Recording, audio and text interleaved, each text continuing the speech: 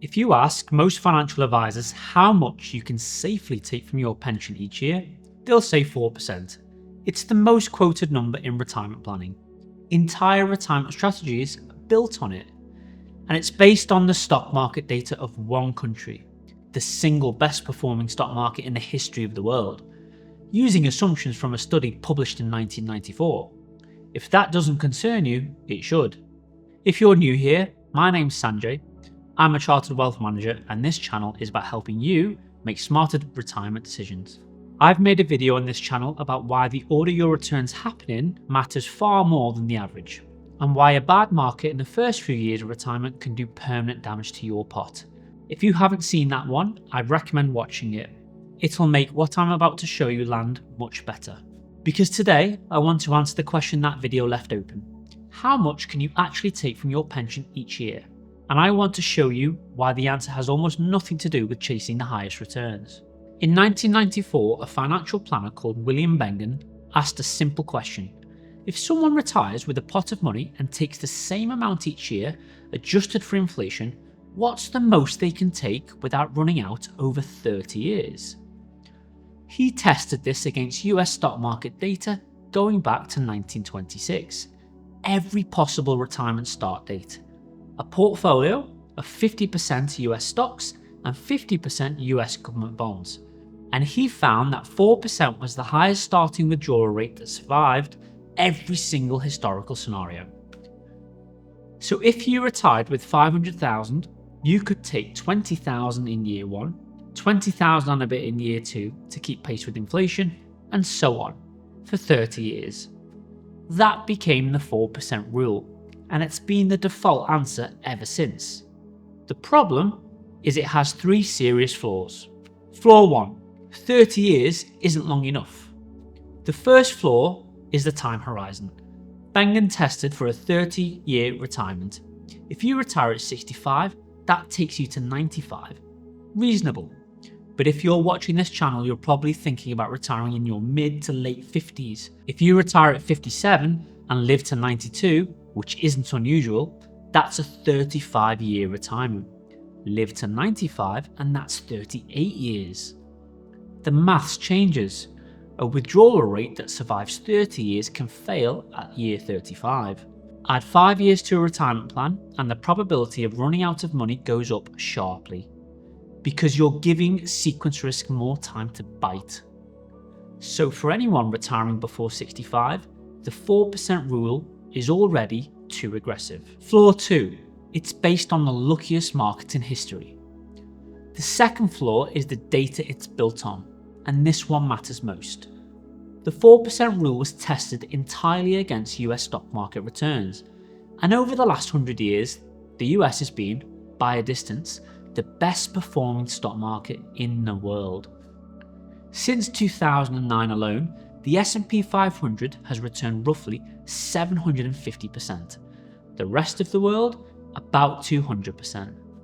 Now, there are good reasons the US has done well. It came out of 2 world wars and a Cold War comparatively unscathed. It has the world's reserve currency. It benefited enormously from the tech revolution. But let's be honest, there's been a fair amount of luck in there too. Events that could have gone very differently. So when we test a retirement withdrawal rate against the single most successful stock market in history, and then assume that that run continues, that's not prudent planning. That's optimism dressed up as a strategy. And this isn't just my opinion. In 2013, 3 financial planning researchers, Fink, Flaw and Blanket, published a paper called "The 4% Rule is Not Safe in a Low Yield World."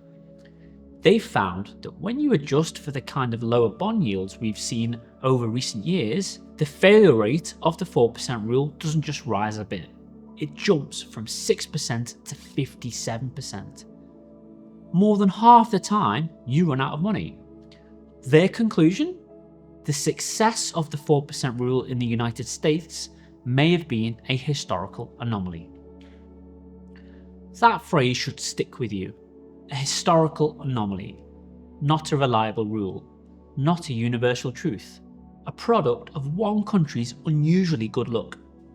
If you run the same test using global stock market data, Rather than just the US data, the safe withdrawal rate drops, not by a huge amount, but by enough to matter over a 30 or 40 year retirement. Flaw 3. It assumes you never adjust. The third flaw is more subtle, but just as important. The 4% rule assumes you take the same inflation adjusted amount every single year, no matter what happens. Market crashes 30% in year 2, you still take the same income. Your pot drops by a third, same income. You never flex, you never adjust. If you've seen my video on sequence of returns risk, you know why this is a problem. Rigid withdrawals during a downturn are exactly how a temporary market drop becomes permanent portfolio damage. In real life, people do adjust. They spend less when things are tight. They delay the big holiday. They pull back for a year or two. That flexibility completely changes the maths, and it's something the 4% rule ignores entirely. The real question: volatility versus returns. So if the 4% rule is broken, what do you replace it with? This is where I want to show you something that completely changed how I think about retirement investing, and it took me a while to get my head around it, so I'm going to go slow. 2 portfolios. Over the same period, Portfolio A returns 6.3% a year, Portfolio B returns 7.3%. Which one would you rather have? Portfolio B, obviously, higher return. But let's look at the actual journey. Portfolio A grows steadily, boring even.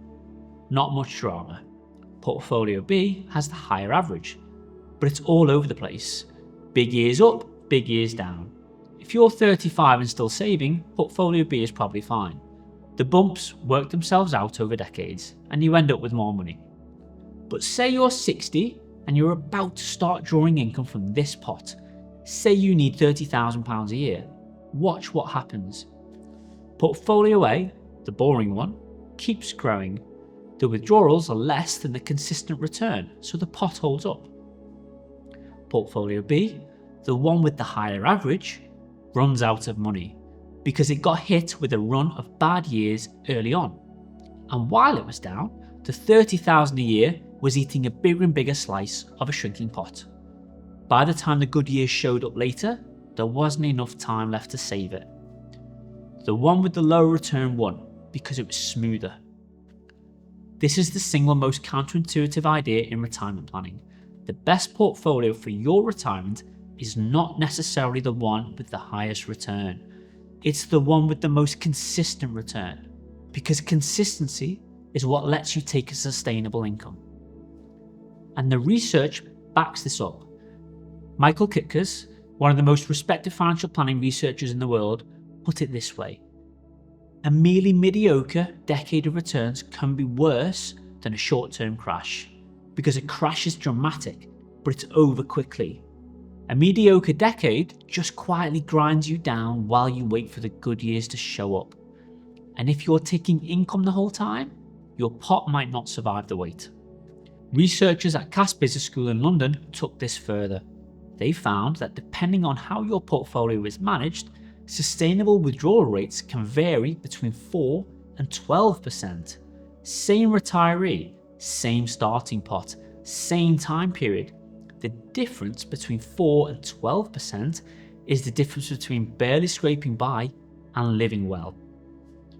And the thing that moved the needle wasn't chasing higher returns, it was reducing the size of the bad years. So what does this actually look like in practice? You know the S&P 500 tracker that your mate at the golf club keeps telling you is the only fund you'll ever need? It might be a great tool while you're building your pot, but once you start drawing from it, it can be a dangerous one. Not because the returns are bad, they're excellent, but because the range of possible outcomes is so wide that you can't plan around it. Some years the S&P is up 25%, some years it's down 37%. If you're taking income during one of those down years, you're back in that bath with the plug out situation, selling at the worst time while your withdrawals drag the pot down. And this is the bit that surprises most people. Over the last 100 odd years, there have been long stretches where the US outperformed the rest of the world, and long stretches where it was the other way around. These cycles last 10, 15, sometimes 20 years.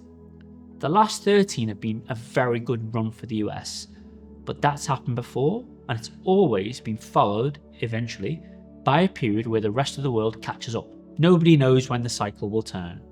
But if you're retired and fully invested in the US when it does, you're taking a bet that you don't need to take. A globally diversified portfolio, one that spreads across the US, Europe, Asia and emerging markets, won't beat the S&P in a good US year. But it won't fall as hard in a bad one either. The different parts of the portfolio move at different times, which smooths out the overall ride. And in retirement, a smoother ride means you can take a higher sustainable income. That might sound backwards. Lower headline return, higher income. But you've already seen why. The portfolio that gives you 6% with a smooth ride is worth more to a retiree than one that gives you a 7% return, but it's a roller coaster. I want to take this one step further, because diversification is part of the answer, but it's not the whole answer. The other part is knowing what you actually need.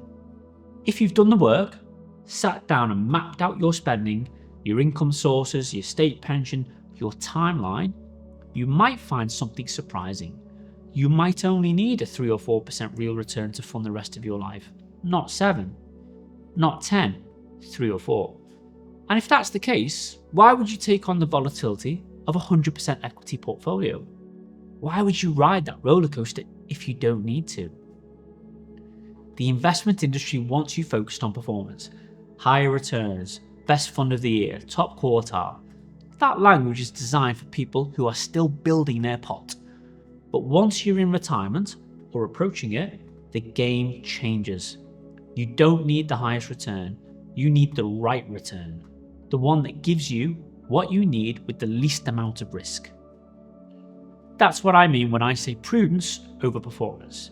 And I'll be honest, this is the bit where I see the biggest gap between what the industry offers retail clients and what it gives wealthy investors. If you've got millions, your fund manager adjusts your portfolio based on market conditions. They're not sitting in the same allocation they picked 10 years ago. They're managing the risk in real time. If you've got 300,000 or 400,000, you're in a static model portfolio with a risk label on it. Moderate, balanced. Nobody checks whether that label still makes sense for where you're at in your life. That gap shouldn't exist, and knowing your number, knowing how much is enough, is the first step to closing it. And the evidence supports this. Flaw and Kicks, two of the most cited researchers in retirement planning, published a study that found something most people wouldn't expect. A portfolio that starts with a low allocation to equities and gradually increases it over time actually has a higher chance of surviving retirement than one that starts high and stays high. 30% equity, rising to 80% over time, beat a fixed 80% allocation. Because in the bad scenarios, the ones that actually threaten your retirement, starting defensive protects the pot when it's most vulnerable. Separately, Cass Business School found that applying simple dynamic rules, reducing market exposure when trends turn negative, cuts maximum losses by about 35% without sacrificing long-term returns. And that was based on over 140 years of data. The takeaway? Dynamic management doesn't need to outperform over the long run. It just needs to not blow up early. And for a retiree, that's worth far more than chasing the best return. So where does this leave us? The 4% rule was a decent starting point in 1994, but it was built on US data for a 30-year retirement with no flexibility built in. If you're a UK-based retiree planning for 35 to 40 years with a globally diversified portfolio, you need a better approach. And it starts with 3 things. 1, know what you need to spend. Not a guess, not a rough figure. Actually map it out. Your essential costs, your lifestyle costs, the one-off things you want to do while you're still fit and active. Once you know your real number, you stop relying on rules of thumb. 2, build your income in layers. Guaranteed income covers essentials. Flexible withdrawals from your pension cover lifestyle. And you keep a buffer for the bad years so you're never forced to sell at the worst time. 3, invest for consistency. not headlines. A smoother portfolio lets you take a higher income with more confidence. Diversification across geographies and asset classes isn't about maximising returns, it's about narrowing the range of outcomes so you can actually plan. None of this is complicated, but it does require you to think about your retirement differently. Not how do I get the best return, but what's the minimum return I need to live the life that I want, and how do I protect it? That shift from performance to prudence is the single biggest thing you can do for your retirement. So now you understand why chasing the highest return is the wrong game in retirement, and you know that the right question starts with your spending, not your investments. But there's a piece of this we haven't covered yet, and it could save you tens of thousands of pounds. It's how you actually take the money out of your pension in the most tax efficient way possible. Because most people either take the 25% tax-free lump sum up front and then pay income tax on everything else, or they don't think about tax at all. Both approaches cost you a fortune. There's a smarter way, and I walk through it step by step in my next video. Click it now, it's on screen.